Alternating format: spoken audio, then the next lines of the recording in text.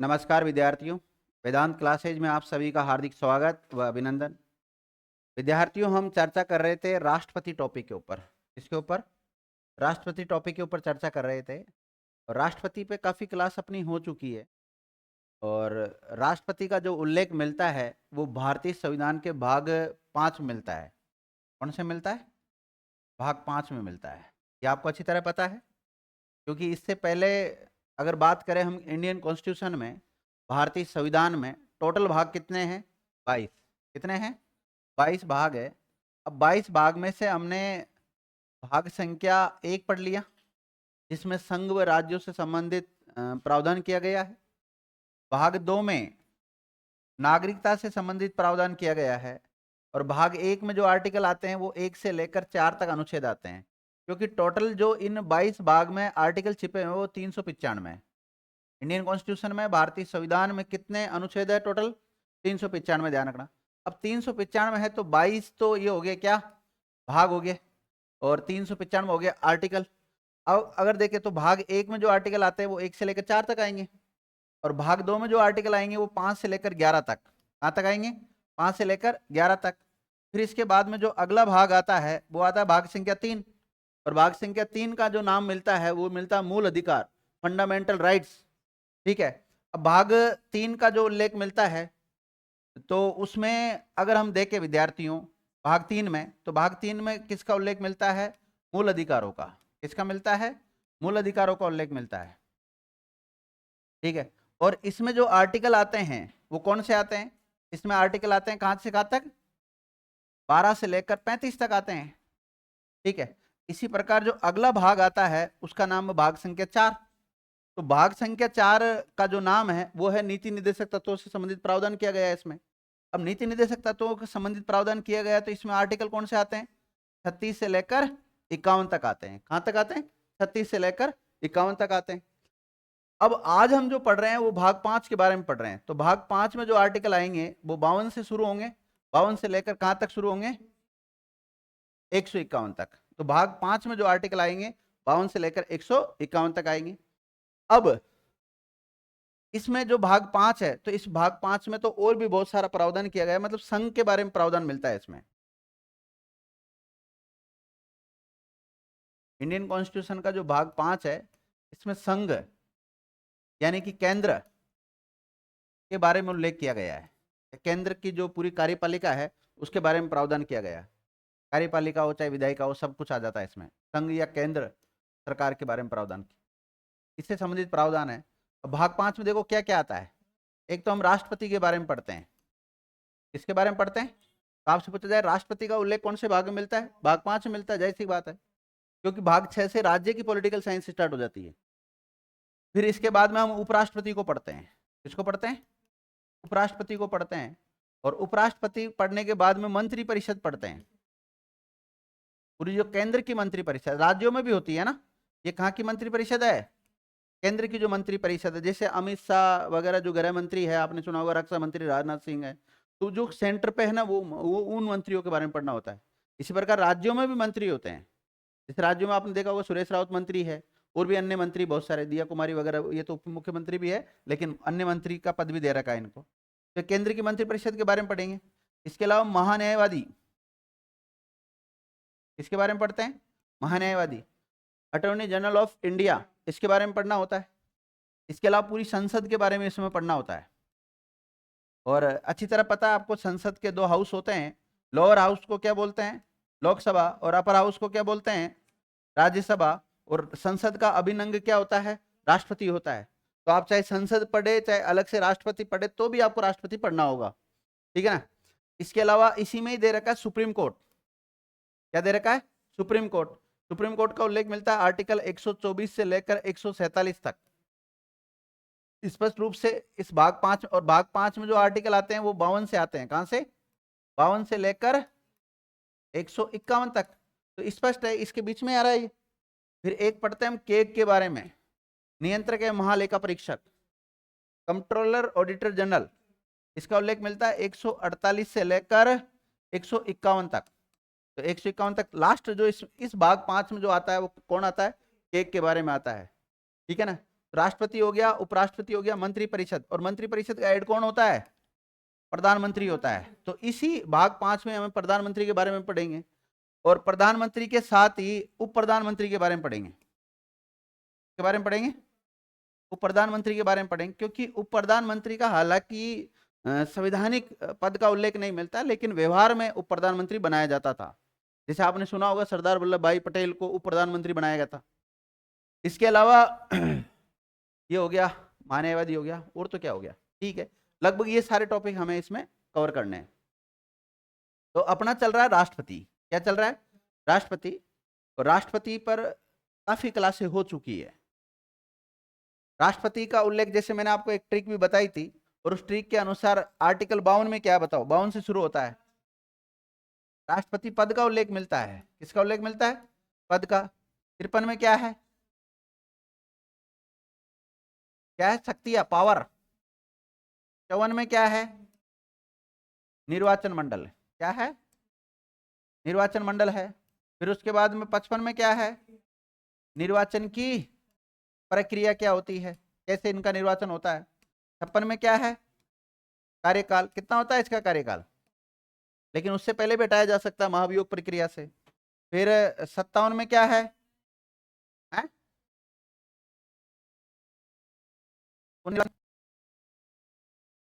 58 में क्या है? राष्ट्रपति की योग्यता है। घर जाके पढ़ा करो। 59 में क्या है? सेवा शर्तें। और 60 में क्या है? राष्ट्रपति को शपथ कौन दिलाता है? सुप्रीम कोर्ट का मुख्य न्यायाधीश ना हो तो। और 61 में क्या है? महाभियोग। क्या है? महाभियोग प्रक्रिया से हटाया जाता है इसको। महाभियोग प्रक्रिया संसद में लाया जाता है, विधानमंडल में लाया जाता है? संसद में लाया जाता है। संसद के कौन से सदन में? लोकसभा में या राज्यसभा में? किसी भी सदन में लाया जा सकता है। ठीक है, ये सारी बातें तो मैं पढ़ा चुका हूं आपको। इसके अलावा जो अन्य आर्टिकल है राष्ट्रपति से रिलेटेड, उनके ऊपर भी हमने डिस्कस कर लिया था। फिर हम इनकी पूरी एक लिस्ट बना रहे थे, तो कौन कौन आज तक भारत के राष्ट्रपति रहे हैं उनको क्रमबद्ध तरीके से बना रहे थे। आज तक 16 बार राष्ट्रपति का पद सर्जित हुआ है, यानी कि 16 बार राष्ट्रपति बनाया जा चुका है। कितनी बार? 16 बार। लेकिन व्यक्ति कितने बनाए हैं? 15 ही बनाए। ध्यान रखना, जो अभी लेटेस्ट हमारे जो राष्ट्रपति है उनका नाम क्या है? द्रौपदी मुर्मू है। तो ये पद क्रम के अनुसार, किसके अनुसार? पद क्रम के अनुसार इनका कौन सा नंबर है? 16वां। लेकिन व्यक्ति क्रम के अनुसार कौन सा है? 15वां। ध्यान रखना। ऐसा क्यों? क्योंकि जो पहले राष्ट्रपति थे डॉक्टर राजेंद्र प्रसाद, डॉक्टर राजेंद्र प्रसाद विद्यार्थियों 2 बार क्या बने? भारत के राष्ट्रपति रहे हैं। और फिर एक एक को हमने पढ़ना चालू किया था। पूरी लिस्ट तैयार कर रखी है इसकी, और इस लिस्ट के अनुसार अगर हम देखें तो पहले जो राष्ट्रपति थे वो कौन थे? डॉक्टर राजेंद्र प्रसाद थे। इतना हमने पढ़ लिया था। और डॉक्टर राजेंद्र प्रसाद का कार्यकाल कब तक रहता है? 1962 तक रहता है। कब तक रहता है? 1950 से लेकर 1962 तक रहता है। ध्यान रखना। तो आपने तो कहा था सर इनका कार्यकाल 5 वर्ष का होता है, 5 और 5 तो 10 ही साल हुए, ये तो 62 तक रह रहे हैं। तो ऐसा क्यों हुआ? पहले बाद में जब 1952 में चुनाव हुए, तो चुनाव, क्योंकि इसके जो चुनाव है उसमें कौन कौन भाग लेते हैं? लोकसभा, राज्यसभा, और जितने भी राज्य और केंद्र शासित प्रदेश है उनकी जो विधानसभाएं हैं, उनके जो निर्वाचित सदस्य हैं वो इसके निर्वाचन मंडल में भाग लेते हैं। ध्यान रखना। तो क्योंकि संसदीय अस्तित्व में कब आई? 1952 में। तो दोबारा फिर जब संसद अस्तित्व में आई तो इनका चुनाव करवाया गया, और चुनाव कराया तो यही उसमें जीत कर सामने आए थे। ध्यान, इसलिए 1962 हो जाता है। अब अगले सेकंड नंबर पे जो भारत, अब पहला राष्ट्रपति तो सबको पता है कि भारत का पहला राष्ट्रपति कौन है? डॉक्टर राजेंद्र प्रसाद। आपसे पूछा जाए भारत का दूसरा राष्ट्रपति कौन है? डॉक्टर सर्वपल्ली राधाकृष्णन, जो शिक्षक भी रहे हैं। और उनका जन्म दिवस आता है 5 सितंबर को, इसलिए प्रतिवर्ष 5 सितंबर को टीचर्स डे भी मनाया जाता है। तो अगला जो अपना राष्ट्रपति का क्रम है उसमें नाम लिखो आप, डॉक्टर सर्वपल्ली राधाकृष्णन। एक एक के बारे में कुछ फैक्ट है वो लिख लेते हैं। मतलब एक प्रकार से जितने भी राष्ट्रपति बने हैं उनकी लिस्ट लिख रहे हैं हम, है ना।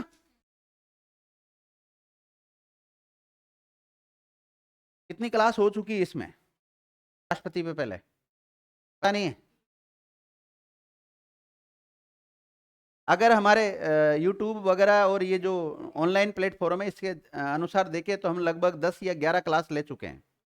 राष्ट्रपति टॉपिक पर कितनी क्लासें हो चुकी है? 10 से 11 क्लास हो चुकी है।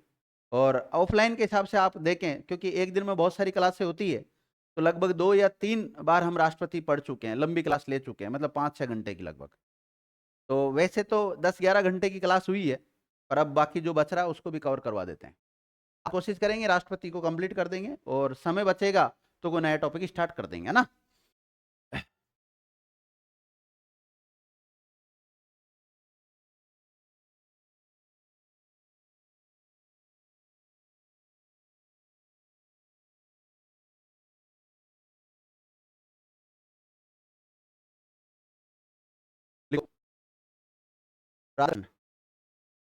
डॉक्टर सर्वपल्ली राधाकृष्णन, दूसरे नंबर के राष्ट्रपति।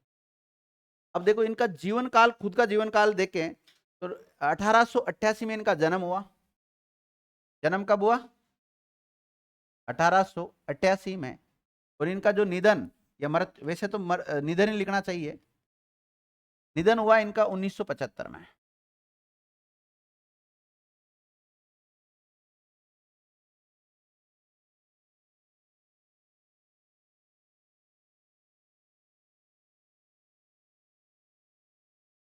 लिख लिया?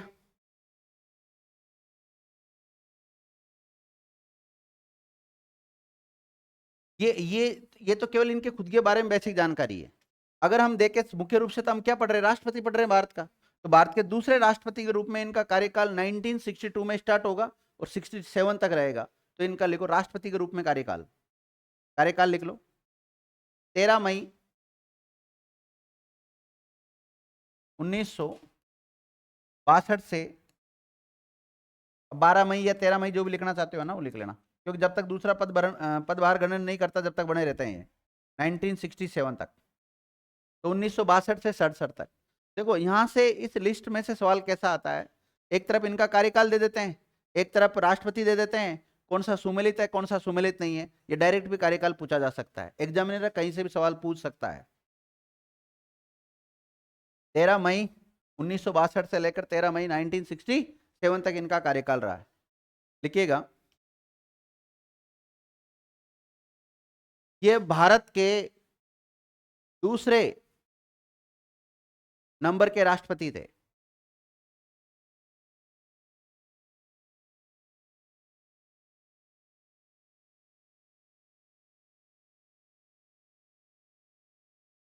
ये भारत के दूसरे राष्ट्रपति थे। वहीं अगर देखें विद्यार्थियों, तो ये भारत के पहले उपराष्ट्रपति भी रहे हैं। देखो आपसे पूछा जाए भारत का पहला राष्ट्रपति कौन था? राजेंद्र प्रसाद। लेकिन भारत का पहला उपराष्ट्रपति कौन था? डॉक्टर सर्वपल्ली राधाकृष्णन। भारत के दूसरे राष्ट्रपति कौन है? तो डॉक्टर, इनका नाम ही आता है। लिखो, ये भारत के पहले उपराष्ट्रपति भी रह चुके हैं।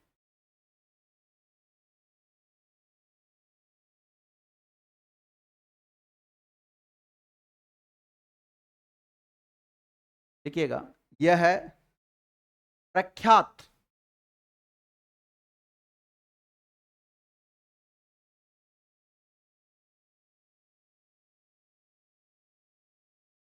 शिक्षा, प्रख्यात क्या थे ये? शिक्षाविद थे।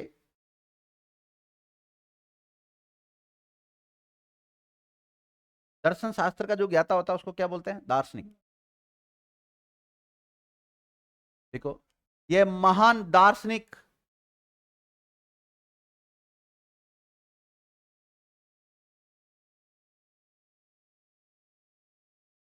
ये महान दार्शनिक एवं भारतीय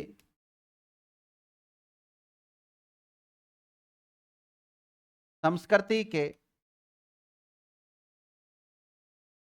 संवाहक एवं एक आस्थावान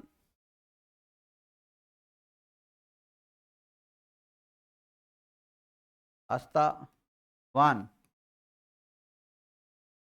हिंदू विचारक थे। हिंदू विचारक थे। इन्होंने 40 वर्ष तक शिक्षक के रूप में सेवाएं दी। कितने साल तक? लगभग 40 साल कर लो। कोई थोड़ा सा आगे पीछे आंकड़ा हो गया, फिर क्या होगा सर आपने 40 लिखाया था। लगभग 40 साल।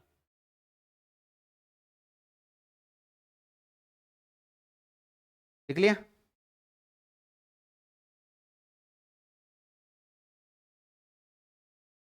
चालीस साल तक शिक्षक के रूप में सेवाएं दिया ना। देखो विद्यार्थियों, इनका इनका जो जन्म हुआ था, वो जन्म हुआ था 5 सितंबर के दिन। कब हुआ था? इसलिए प्रतिवर्ष 5 सितंबर को क्या मनाया जाता है? शिक्षक दिवस मनाया जाता है। देखिएगा, इनका जन्म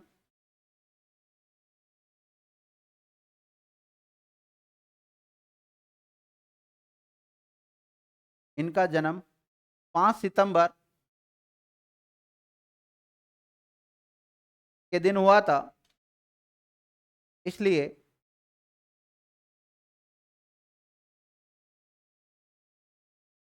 5 सितंबर के दिन ही 5 सितंबर के दिन ही शिक्षक दिवस भी मनाया जाता है।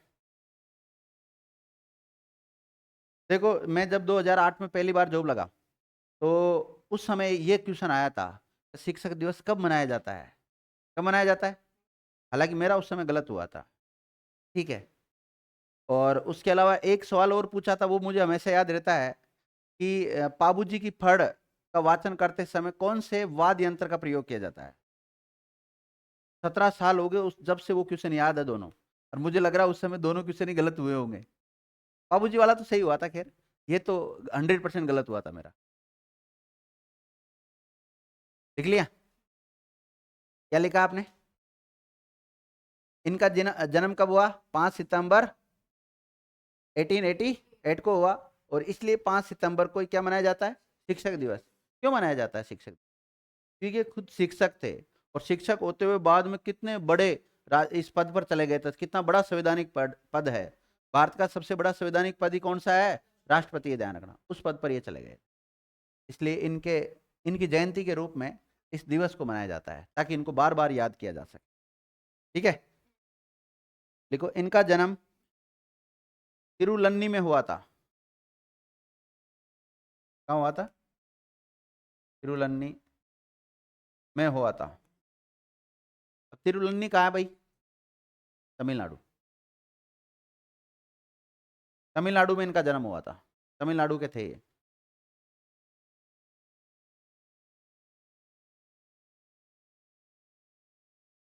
भगवत गीता का नाम सुना है?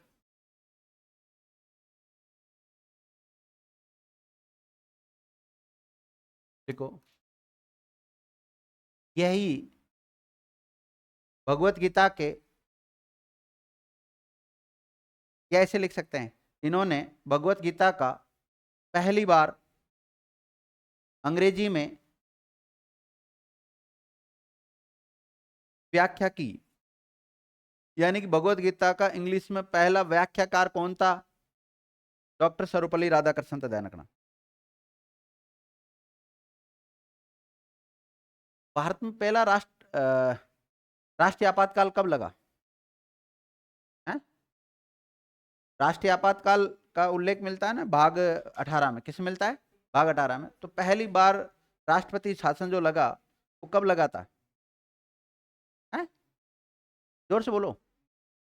1962। तो 1962 में जब पहली बार राष्ट्रीय आपातकाल लगा, तो उस समय भारत के जो राष्ट्रपति थे वो कौन थे? यही थे। देखिएगा, भारत में प्रथम राष्ट्रीय आपातकाल के समय, भारत में प्रथम राष्ट्रीय आपातकाल, नेशनल इमरजेंसी लगी थी ना पहली बार भारत में। प्रथम राष्ट्रीय आपातकाल ब्रैकेट में 1962 के समय यही राष्ट्रपति थे।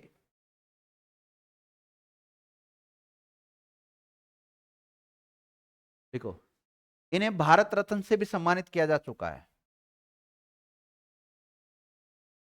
इन्हें भारत रत्न से भी सम्मानित किया जा चुका है।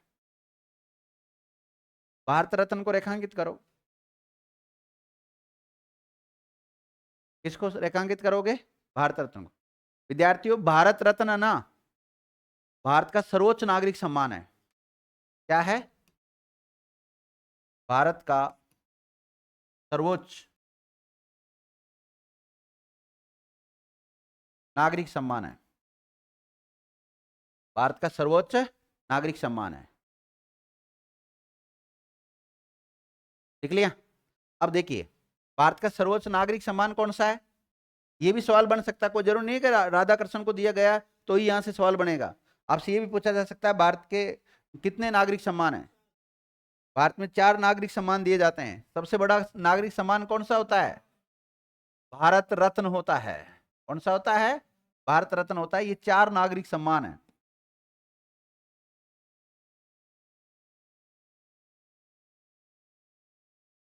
और इनको उपाधियों के अंतर्गत नहीं माना जाता है। जैसे 18 में कर रखा है ना उपाधियों का अंत। आर्टिकल 18 में क्या है? उपाधियों का अंत ही तो है।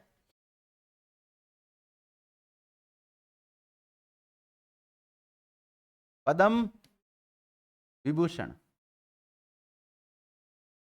तीसरा पद्म भूषण। तीसरा कौन सा होता है?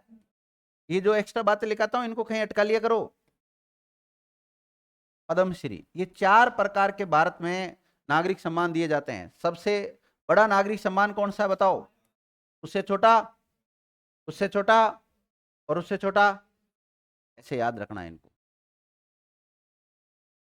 और तो क्या लिखोगे इसके बाद?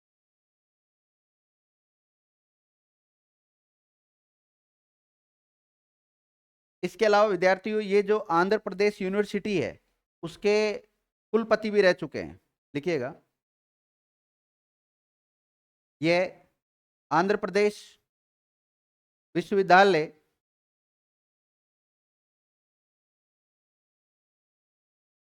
आंध्र प्रदेश यूनिवर्सिटी है ना, विश्वविद्यालय तथा काशी हिंदू विश्वविद्यालय के कुलपति भी रह चुके हैं। तो कुलपति के रूप में भी इन्होंने सेवाएं दी है।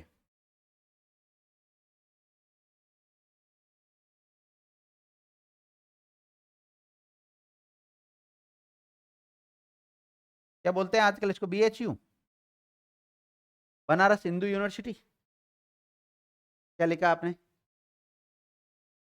नहीं, काशी हिंदू नहीं। पूरा बोला, पूरा ये आंध्र प्रदेश विश्वविद्यालय के तथा काशी हिंदू विश्वविद्यालय के कुलपति भी रह चुके हैं। 2 यूनिवर्सिटी के कुलपति रह चुके हैं। कौन कौन से? काशी हिंदू विश्वविद्यालय,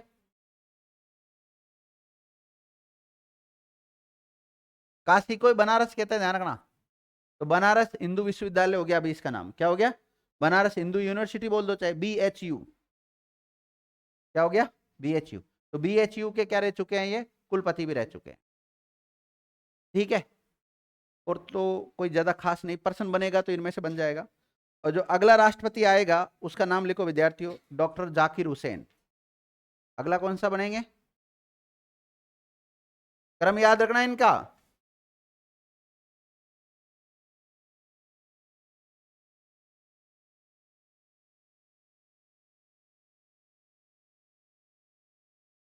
डॉक्टर जाकिर हुसैन। इनका जीवन काल लिख लो। 1897 में इनका जन्म हुआ। जन्म कब हुआ था? ये फिर बता रहा हूं इनको, आप इनका कार्यकाल में समझ लेना। इसका जीवन काल लिखा रहा हूं मैं। और 1969 में इनकी डेथ हो गई।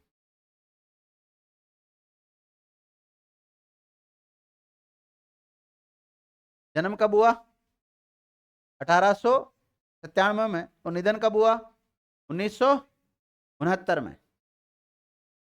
लिख लिया? राष्ट्रपति के रूप में कार्यकाल लिखो।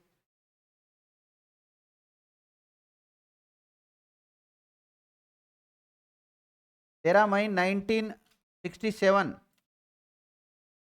से लेकर 3 मई 1969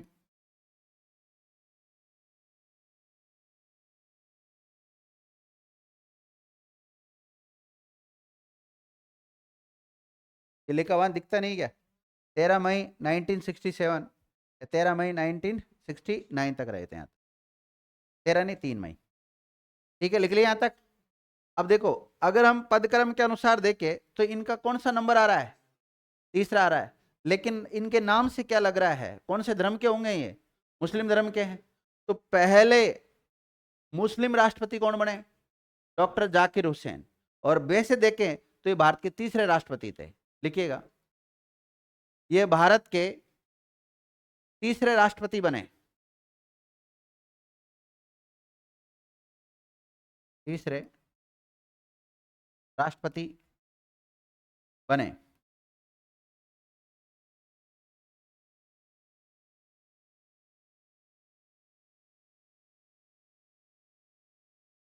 लिख लिया? लिखो, ये प्रथम मुस्लिम राष्ट्रपति थे।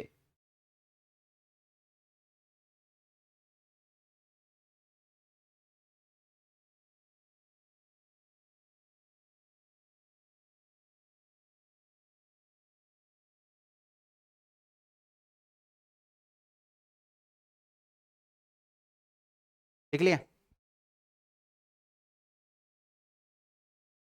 देखो विद्यार्थियों, भारत का पहला उपराष्ट्रपति कौन था? डॉक्टर सर्वपल्ली राधाकृष्णन। भारत के दूसरे उपराष्ट्रपति कौन थे? यही थे डॉक्टर जाकिर हुसैन। देखो, ये भारत के दूसरे उपराष्ट्रपति भी रह चुके हैं। भारत के दूसरे उपराष्ट्रपति भी रह चुके हैं। कब से कब तक रहे थे? 1962 से लेकर 67 तक। क्योंकि इस दौरान जो भारत के राष्ट्रपति बने थे वो कौन बन गए थे? डॉक्टर सर्वपल्ली राधाकृष्णन बन गए थे। राष्ट्रपति वो बन गया तो उसकी जगह उपराष्ट्रपति कौन आ गया? डॉक्टर जाकिर हुसैन आ गया था। फिर 67 में ये क्या बन जाते हैं? राष्ट्रपति बन जाते हैं। और उसके बाद में 69 में इनकी क्या हो जाती है? डेथ हो जाती है। विद्यार्थी, लिख लिया? लिखिएगा, ये 1957 से 62 तक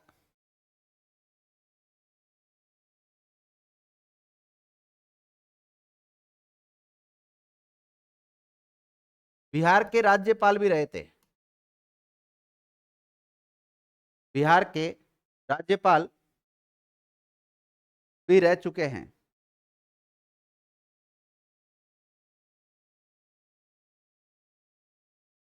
लिखो,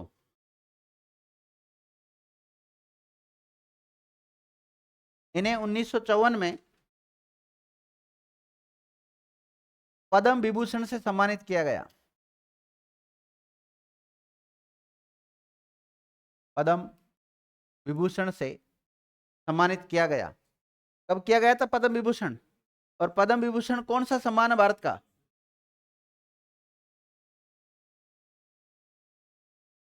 जो कि भारत का दूसरा सर्वोच्च नागरिक सम्मान है। दूसरा नागरिक सम्मान है। लिख लिया ना? क्या इनको भारत रत्न मिला है? बिल्कुल मिला है, लेकिन वो लेट मिला था, 1963 में मिला था इनको। देखो, इन्हें 1963 में भारत रत्न से सम्मानित किया गया।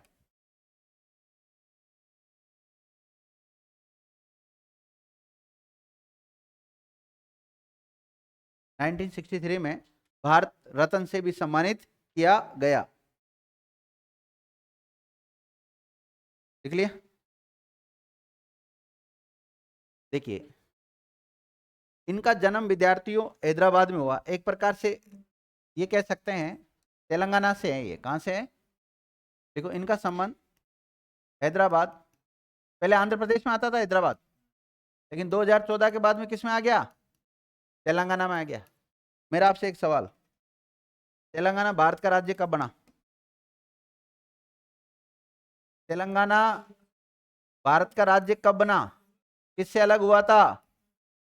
आंध्र प्रदेश से अलग हुआ था। किससे पृथक हुआ था? आंध्र प्रदेश से पृथक हुआ। कब है? 14, 15, 16, 17, 18, 20 बताओ। हाँ जी, तो बता, प्रॉपर डेट बता। 2 जून 2014। कब? 2 जून 2014। किससे अलग हुआ था? आंध्र प्रदेश से। और भारत का कौन से नंबर का राज्य बना था? 29वां राज्य बना था। कौन सा बना था? वर्तमान में कौन सा, कितने राज्य भारत में?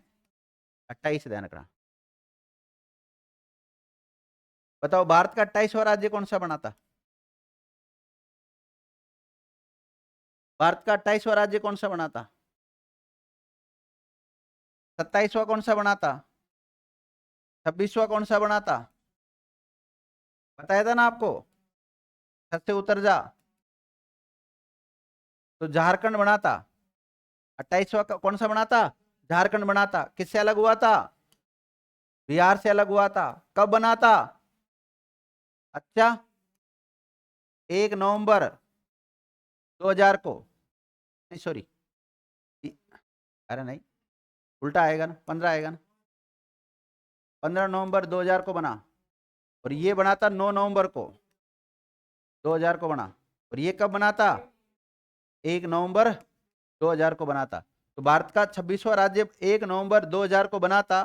छत्तीसगढ़ कौन सा बना था? किससे अलग हुआ था? एमपी से अलग हुआ था। एमपी से अलग हुआ क्योंकि पहले क्षेत्रफल की दृष्टि से 2000 से पहले जो भारत का सबसे बड़ा क्षेत्रफल की दृष्टि से राज्य कौन सा हुआ करता था? एमपी, क्योंकि उसमें क्या जुड़ा हुआ था? छत्तीसगढ़ वाला पार्ट भी उसमें जुड़ा हुआ था। अब इस 1 नवंबर 2000 से राजस्थान क्षेत्रफल की दृष्टि से क्या हो गया? सबसे बड़ा राज्य हो गया। ध्यान रखना। राजस्थान का क्षेत्रफल कितना है? 3,42,239.74 वर्ग किलोमीटर। ध्यान रखना। समझ गए? 27वां कौन सा? उत्तराखंड। उत्तराखंड किससे अलग हुआ? कब अलग हुआ? 9 नवंबर 2000 को। कब हुआ था? 9 नवंबर 2000 को हुआ था। ध्यान रखना। 28वां कौन सा बना? झारखंड। किससे अलग हुआ? बिहार से। कब अलग हुआ? 15 नवंबर को। और 29वां कौन सा बना? तेलंगाना बना। कब बना? किससे अलग हुआ? आंध्र प्रदेश से अलग हुआ। ऐसे याद रखो इनको सबको। और कोई दिक्कत नहीं है, अगर अभी आपको नहीं आ रहे हैं तो वैसे मैं ज्योग्राफी पढ़ाऊंगा, उस समय चर्चा कर लेंगे इसके ऊपर। चलो वापस आ जाते हैं, हमारे टॉपिक से भटक गए। कहाँ गलत आया? तेलंगाना यहाँ पे है। ठीक है, समझ गए। तो इनका संबंध किससे है? हैदराबाद से। विद्यार्थियों देखो, मुस्लिम है तो एक मुस्लिम यूनिवर्सिटी है मुसलमानों की, जिसका नाम है अलीगढ़ मुस्लिम विश्वविद्यालय। तो अलीगढ़ मुस्लिम विश्वविद्यालय के कुलपति भी रह चुके हैं। लिखिएगा, यह है अलीगढ़ विश्वविद्यालय। यूपी में पड़ता है, ध्यान रखना। और जो काशी विश्वविद्यालय है ना, वो भी यूपी में ही है। अभी उसके बारे में बताया, डॉक्टर सर्वपल्ली राधाकृष्णन उसके कुलपति रह चुके थे। अभी इसमें लिखिएगा, यह अलीगढ़ मुस्लिम विश्वविद्यालय के कुलपति भी रह चुके हैं।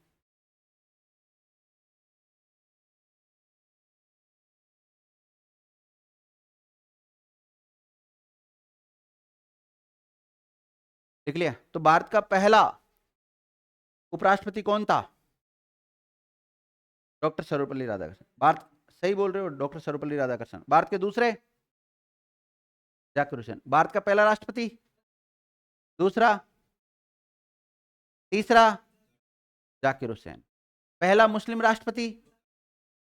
जाकिर हुसैन। पहला मुस्लिम उपराष्ट्रपति? जाकिर हुसैन। भारत के उस राष्ट्रपति का नाम बताओ जिनकी सबसे पहले पद पर रहते हुए मृत्यु हुई? जाकिर हुसैन। कब मृत्यु हुई थी? 1969 को हुई थी। विद्या देखिएगा, ये भारत के प्रथम ऐसे राष्ट्रपति थे, यह भारत के प्रथम ऐसे राष्ट्रपति, बातें मत करो, राष्ट्रपति थे जिनकी पद पे रहते हुए, पद पर रहते हुए मृत्यु हुई थी। मृत्यु की जगह पे चाहो तो सम्मान देना चाहो तो निधन लिख सकते हो।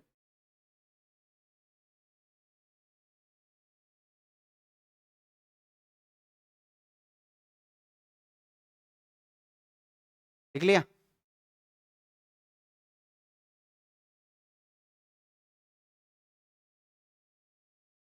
अब विद्यार्थियों, अगले जो राष्ट्रपति बनेंगे वो कार्यवाहक राष्ट्रपति बनेंगे और उनका नाम होगा वीवी गिरी। क्या नाम होगा? वीवी गिरी। तो अगला जो राष्ट्रपति है उनका नाम लिख लें आप। ये दिखाई दे रहा है आपको?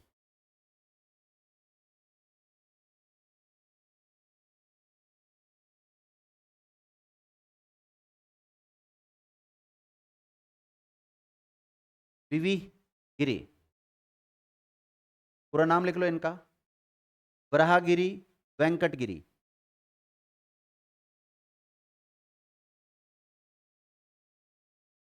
वराहगिरी वेंकटगिरी का पूरा नाम था, वराहगिरी वेंकटगिरी। लिखो। जब भारत के राष्ट्रपति जाकिर हुसैन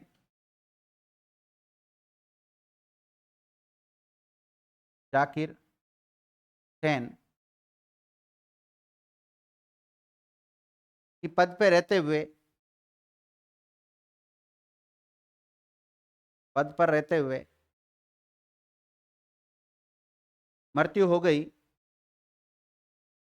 तो इन्हें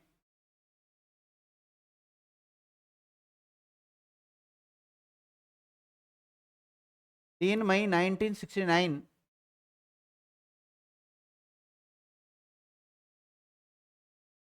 को कार्यवाहक राष्ट्रपति बनाया, जो 20 जुलाई 1969 तक रहेंगे। कब तक रहेंगे? ये कार्यकाल लिख लो इनका, कार्यवाहक रहते।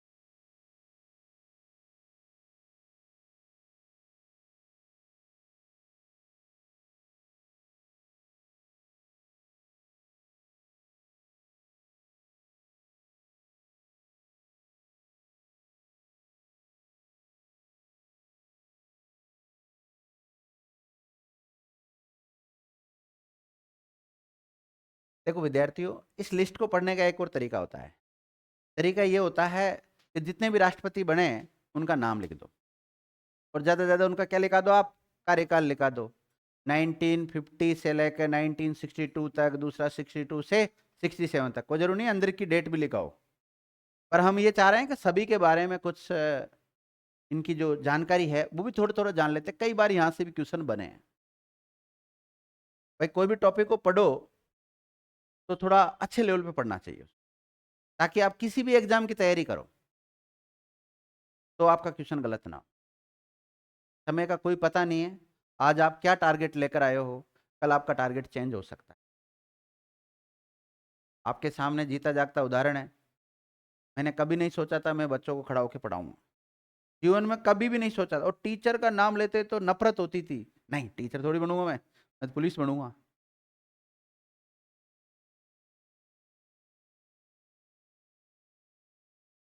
और अभी भी देखा होगा आपने, कई लोग टीचर बनने की नहीं सोचते हैं। ज्यादातर बच्चे, कोई तो सोचता है मैं आईएएस बनूंगा, कोई कहता है मैं आरएस बनूंगा, कोई क्या कहता है, कोई क्या कहता है, सब अलग अलग सोचते हैं। कोई कहता है डॉक्टर बनूंगा, कोई कहता है इंजीनियर बनूंगा। छोटे बच्चा है उससे पूछ लो आप क्या कहता है वो? उसके घर वाले भी क्या चाहते हैं? डॉक्टर बनूंगा। है कहते ही नहीं, छोटे बच्चे को जैसे क्लास में पूछते क्या बनेगा। हाँ कुछ बच्चे हैं वो जरूर कहते थे फौजी बनूंगा, कुछ कहते हैं फौजी बनूंगा, ऐसे बोलते हैं। एक छोटा सा बच्चा है, उसका एक वीडियो भी वायरल हो रहा है। एक छोटा सा बच्चा है, शायद दूसरी क्लास में पढ़ता है वो, किसी सरकारी या प्राइवेट पता नहीं किस कौन सी में पढ़ता है पढ़ने को। तो बिल्कुल गांव का बच्चा है, लेकिन मुझे ऐसा लगता है वो महात्मा गांधी स्कूल में पढ़ता है। तो उसकी इंग्लिश वगैरह भी आती है उस बच्चे को, ऐसी बात नहीं है। तो उससे उसका टीचर पूछता है नाम क्या है। अब जो भी उसका नाम है, रामलाल, ऐसे मतलब रामलाल नहीं उसका नाम दूसरा, मुझे याद नहीं आ रहा कौन सा है। तो वो बिल्कुल स्पष्ट बोलता है रामलाल। बड़ा होके क्या बनेगा? फौजी बनूंगा। क्या बनूंगा? फौजी बनूंगा, ऐसा कुछ बोलता है वो वहां पर। तो उन बच्चों में अभी से फिर उसको कहा कि तेरे से किसने कहा फौजी बनने के लिए? किसी ने नहीं कहा। तो फिर ऐसा क्यों सोचा कि फौजी बनूं? बड़ा होके क्या बनेगा? फिर दोबारा पूछता है, जवान बनूंगा। जवान का मतलब फौजी बनूंगा वापस। क्योंकि वो इधर जैसलमेर बाड़मेर साइड में तो उन्होंने फौजियों को देखा होगा वहां पर। तो एक बच्चा जब देखता है ना तो उसका टारगेट चेंज हो जाता है। और बताता हूँ कैसे आपके टारगेट चेंज होते हैं। जैसे माना कि आज आप एसआई के बैच में आपने एडमिशन लिया। इसमें लिया एसआई। अब आज अगर कोई आईपीएस आए आपके सामने और आईपीएस आकर एक थोड़ा सा मोटिवेट कर दे आपको, मतलब कैसे हमारी क्या ड्यूटी रहती है, हमें कितना पावर वगैरह मिला हुआ, सारी चीज़ें, तो आप में से लगभग 50% बच्चों का टारगेट चेंज हो जाएगा।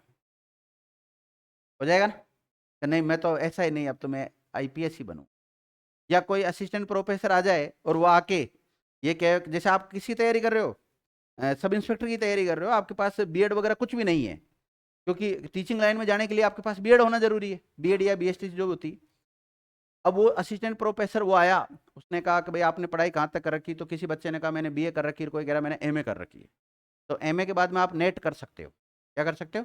नेट। तो वो आके आपको थोड़ा सा मोटिवेट करेगा, मुझे 2.5 लाख रुपए तो सैलरी मिलती है, और इसके अलावा मैंने ज़्यादा पढ़ाई नहीं की, ग्रेजुएशन की, ग्रेजुएशन के बाद में एमए की, एमए के बाद में नेट, नेट के बाद में एक एग्जाम दिया जिसमें मेरा सिलेक्शन हो गया। और पढ़ाना क्या होता है? 2 घंटे पढ़ाना होता है कॉलेज में। हालांकि ऐसी बात नहीं, जो भी उनका टाइम पीरियड रहता है उसमें वो पढ़ाते होंगे, लेकिन सामान्यतः आपके सामने वो बात कर रहे हैं, हम 2 घंटा पढ़ाते हैं, दिन भर मौज करते हैं, कोई दिक्कत नहीं। तो आपका और जैसे आप सब इंस्पेक्टर की तैयारी कर रहे हो तो 24 घंटे आपको नौकरी करनी पड़ेगी। तो फिर आपका टारगेट फिर चेंज हो गया। हो गया ना? इसलिए माहौल का बहुत प्रभाव पड़ता है। और जैसे आप लोग आते हो ऐसे की तैयारी करने के लिए आए हो, और बाहर चाय की थड़ियों पे आपका दोस्त कह रहा नहीं यार पता नहीं एसआई में तो कब नंबर आएगा, उसमें तो सीटें कम आती है, 100 ही सीटें, 200 सीटें, 500 सीटें हैं। अपन तो एक काम करते हैं, 4th ग्रेड का फॉर्म भरते हैं, 54,000 सीटें आराम से। हाँ लगभग इतनी, मतलब 54। तो आपका टारगेट चेंज हो गया कि नहीं हो गया? कहाँ आप सब इंस्पेक्टर बनने आए थे और उधर 4th ग्रेड का फॉर्म भर रहे हो। तो टारगेट हमेशा चेंज होते रहते हैं। यहाँ बेटे हैं ना, उसमें से लगभग 50% बच्चे 4th ग्रेड का एग्जाम देंगे, या फोर, हाँ हो सकता है 80 भी हो जाए, वो बात एक अलग है। लाइब्रेरी में मेरे पास बच्चे आरएच की तैयारी कर रहे हैं या कोई फर्स्ट ग्रेड की तैयारी कर रहा है, और उन्होंने भी 4th ग्रेड का फॉर्म भरा है। ये लोग, वो कह रहा है सर किसी में नहीं होगा, 4th ग्रेड में तो हो ही जाएगा। लेकिन इतना भी सरल नहीं है 4th ग्रेड में सिलेक्शन लेना, ध्यान रखना, फिर बता रहा हूँ मैं आपको। चलो अभी इसके बारे में पढ़ ले, क्या लिखा है इनके बारे में लास्ट आपने? कार्यकाल लिखा, बस इतना ही। ये भारत के पहले कार्यवाहक राष्ट्रपति थे, ये लिखा दिया। ये भारत के पहले कार्यवाहक राष्ट्रपति थे। देखो इन्हें 1975 में,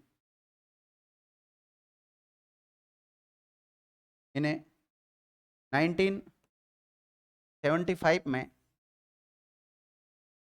भारत का सर्वोच्च नागरिक सम्मान सम्मान भी मिल चुका है। हाँ भाई, आपका रजिस्टर कहाँ है पॉलिटिकल साइंस का आपका? हाँ, आज से लिखना चालू किया है इसमें। देखो पॉलिटिकल साइंस का बिल्कुल अलग से रजिस्टर बना लेना, सेपरेट। ये नहीं आप रफ में लिखते रहो और फिर मामला गड़बड़ रहे। हाँ बहन जी, आपका कहाँ है? हाँ, इसलिए अभी रफ में लिख रहे हो। आप जिस दिन भी आए हो ना, उस दिन से आप तो नया रजिस्टर चालू कर दो, कोई फर्क नहीं पड़ता आप बाद में आए हो कब आए हो। हाँ ठीक है, आप कंटिन्यू उसमें लिख रहे हो, और उसके बाद में अगर आपका छूट जाता तो इतने पेज छोड़ दो ना, क्या दिक्कत है? नहीं तो मैं नोट डाल दो रजिस्टर के लास्ट में देके। और तो क्या यही तरीका है भाई? अगर आप बीच में आपको लग रहा है कि मेरे 4 पेज का ही है, मैं 6 पेज क्यों छोड़ू? ज्यादा पेज छोड़े हुए कोई हानिकारक नहीं है। नोट्स बनाओ सिस्टमेटिक ढंग से।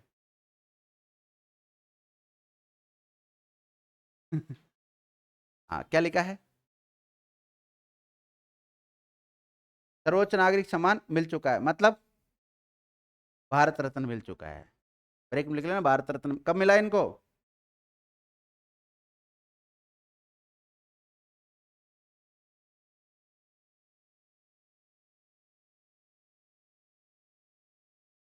अब देखो विद्यार्थियों,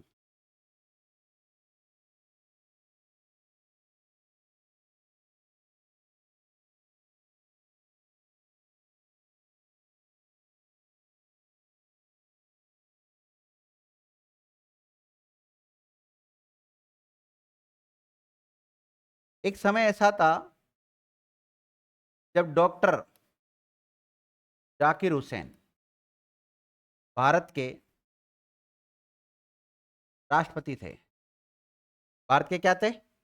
राष्ट्रपति जाकिर हुसैन, ये भारत के राष्ट्रपति थे। अब इनका क्या हो गया? निधन हो गया, इनकी मृत्यु होगी, तो राष्ट्रपति का पद खाली हो गया। तो राष्ट्रपति की जगह फिर काम कौन संभालेगा? उपराष्ट्रपति।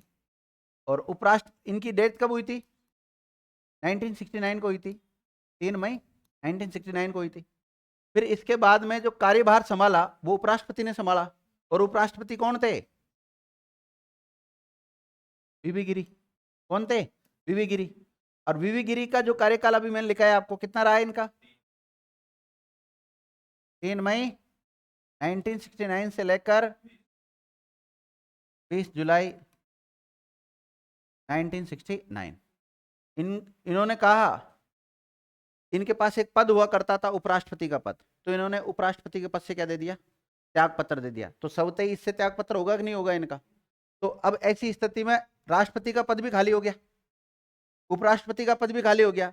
कभी ऐसी परिस्थितियां हो जाए कि राष्ट्रपति का पद खाली हो जाता है तो उपराष्ट्रपति काम देख लेता है, और उपराष्ट्रपति का पद खाली हो जाता है तो फिर ऐसी स्थिति में जब दोनों ही पद खाली होते हैं तो भारत का सुप्रीम कोर्ट इंटरफेयर करता है फिर। और सुप्रीम कोर्ट का जो मुख्य न्यायाधीश होता है, चीफ जस्टिस ऑफ इंडिया, वो भारत का राष्ट्रपति के रूप में काम करेगा। ध्यान रखना, इसके रूप में काम करेगा, राष्ट्रपति के रूप में काम करेगा। अब एक समय ऐसा आया था कि डॉक्टर जाकिर हुसैन की मृत्यु होगी राष्ट्रपति पद पर रहते हुए, तो उनकी जगह पर उपराष्ट्रपति को राष्ट्रपति का कार्यभार सौंपा गया, कार्यवाहक राष्ट्रपति रहे थे।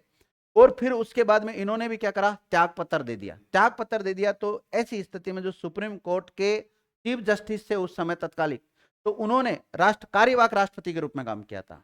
इसके रूप में काम किया, कार्य। और उनका नाम था न्यायमूर्ति मोहम्मद हिदायतुल्ला। कौन था? जस्टिस मोहम्मद हिदायतुल्ला था, ध्यान रखना। और बाई चांस जैसे ये सुप्रीम कोर्ट का चीफ जस्टिस भी अगर एब्सेंट रहते, ये भी नहीं होते, तो फिर ऐसी स्थिति में कौन काम संभालता?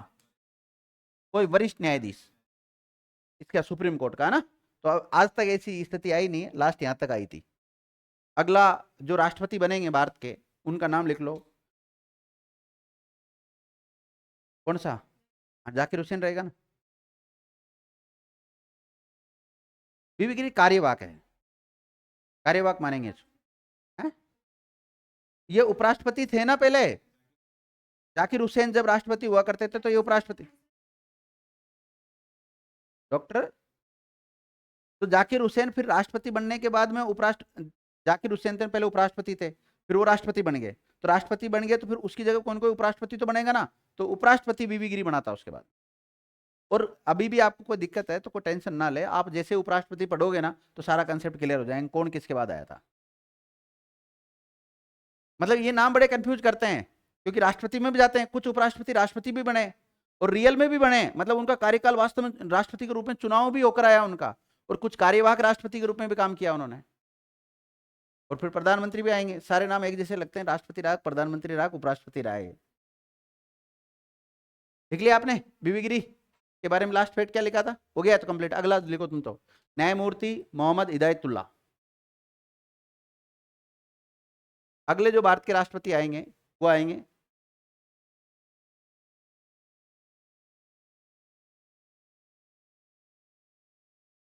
जस्टिस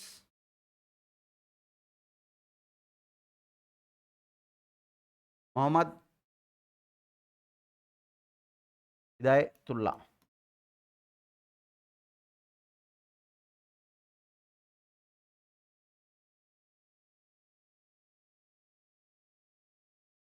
लिख लिया? और देखो, ये भारत के कार्यवाहक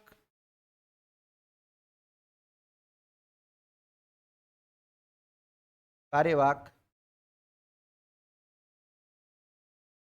राष्ट्रपति बने थे। भारत के कार्यवाहक राष्ट्रपति बने थे? बताओ, बीवी गिरी ने त्याग पत्र कब दिया था? 20 जुलाई 1969 को।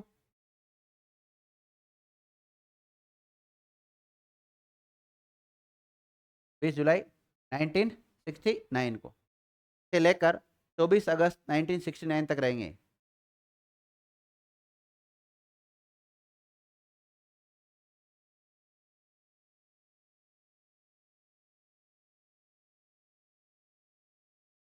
लिख लिया?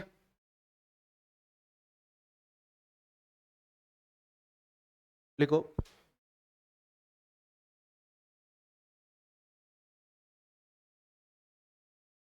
ये दूसरे कार्यवाहक राष्ट्रपति थे। कौन से नंबर के थे? दूसरे कार्यवाहक राष्ट्रपति बने।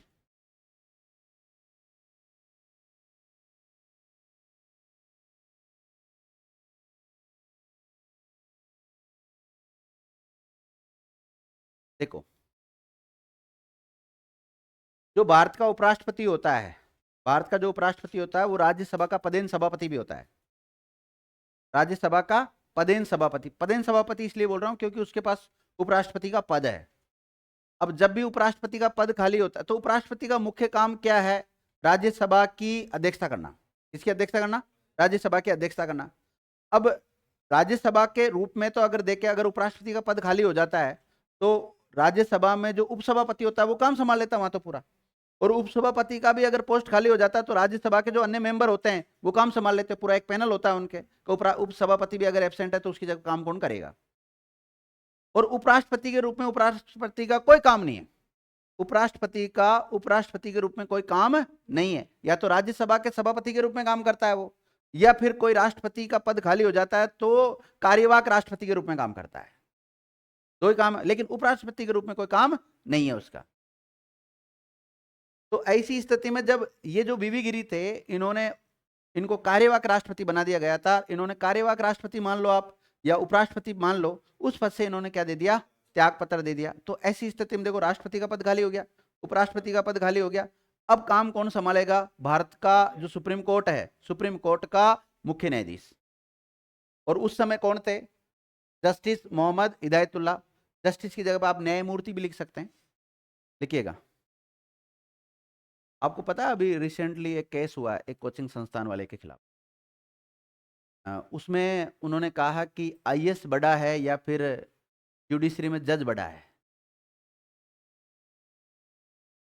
को लेकर केस हुआ है। मेरे पास एक फाइल भी आई है, हो सकता है मैं आज उस पर एक वीडियो भी बनाऊंगा शायद, अगर मुझे समय मिला तो।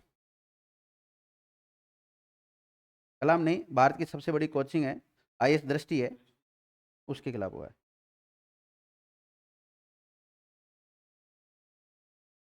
मतलब इतना बड़ा चेहरा है, उसको भी लोग नहीं छोड़ रहे।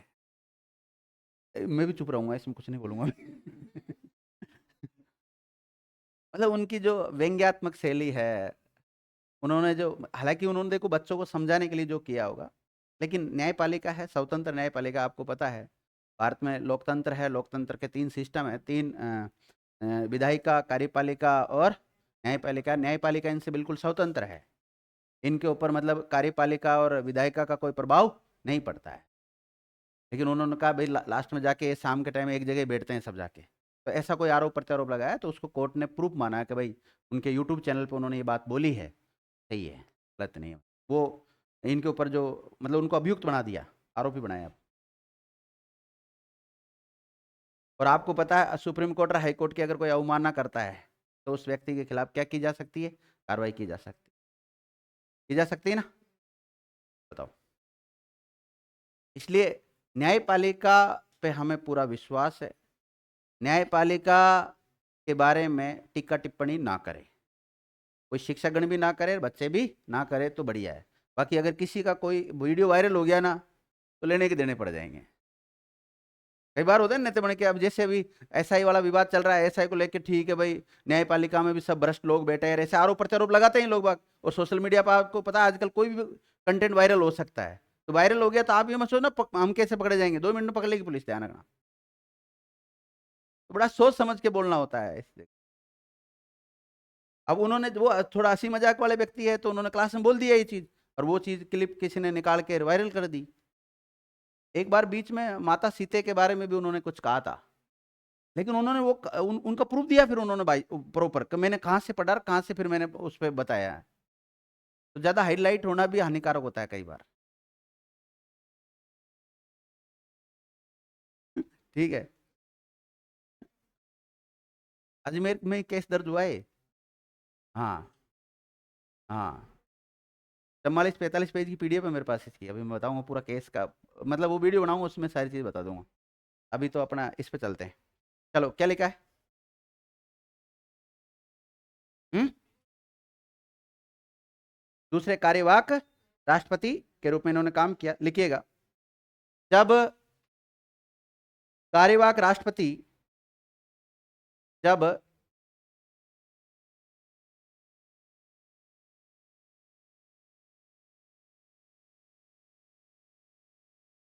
क्या कहूं अब? जब कार्यवाहक राष्ट्रपति वीवी गिरी ने त्याग पत्र दे दिया था, तो उस समय भारत के उपराष्ट्रपति, भारत के राष्ट्रपति और उपराष्ट्रपति दोनों पद रिक्त हो गए थे। दोनों पद क्या हो गए थे? रिक्त हो गए थे। इसलिए सुप्रीम कोर्ट के मुख्य न्यायाधीश,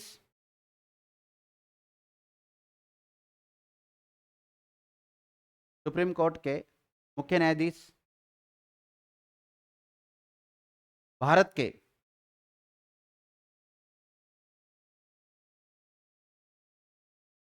कार्यवाहक राष्ट्रपति बने। और कौन से नंबर के कार्यवाहक राष्ट्रपति बने थे? दूसरे नंबर के। कौन से नंबर के बने थे? दूसरे नंबर के कार्यवाहक राष्ट्रपति बने थे, ध्यान रखना।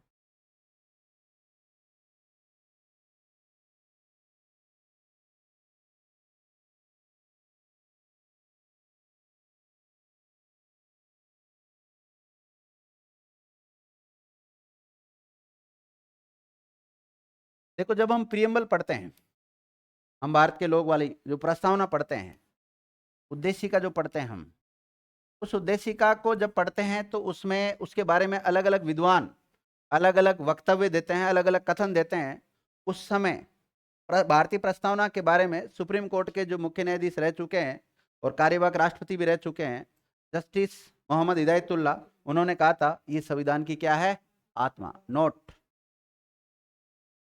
इन्होंने ही भारतीय संविधान की प्रस्तावना को, भारतीय संविधान की प्रस्तावना, प्रस्तावना के ब्रैकेट में क्या लिख सकते हो आप? उद्देशिका लिख सकते हो।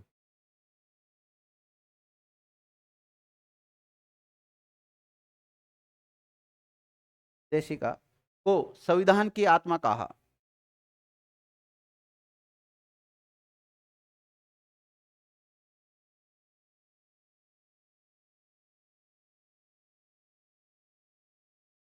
लिख लिया विद्यार्थियों? ये हो गया कौन से? मोहम्मद हिदायतुल्लाह कंप्लीट। अब देखो, वराहगिरी वेंकटगिरी यानी वीवी गिरी ने त्याग पत्र दे दिया था, तो इस स्थिति में दोनों पद खाली हो गए थे क्योंकि कार्यवाहक राष्ट्रपति था, तो मोहम्मद हिदायतुल्लाह ने अपना काम संभाल लिया। लेकिन वापस अब ये राष्ट्रपति का चुनाव जीत के आएगा। पहले तो कार्यवाहक बना, अब क्या बनेगा? ये राष्ट्रपति का निर्वाचन में जीत कर आएगा, ध्यान रखना। राष्ट्रपति के निर्वाचन मंडल का उल्लेख कौन से आर्टिकल मिलता है?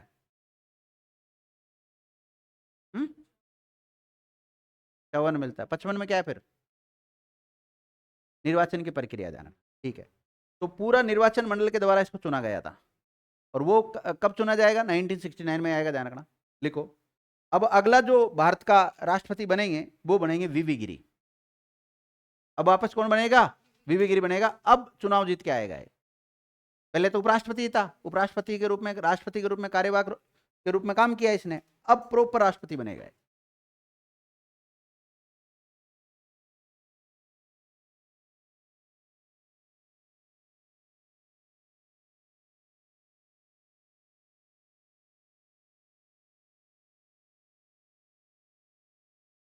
ये कब तक रहे थे जस्टिस मोहम्मद हिदायतुल्लाह? 20 जुलाई 1969 से लेकर 24 अगस्त 1969 तक। चलो इसके बारे में अगली क्लास में पढ़ाऊंगा ना, क्लास को मैं यहीं रेस्ट दे देता हूँ, अगली क्लास में चर्चा करेंगे। धन्यवाद।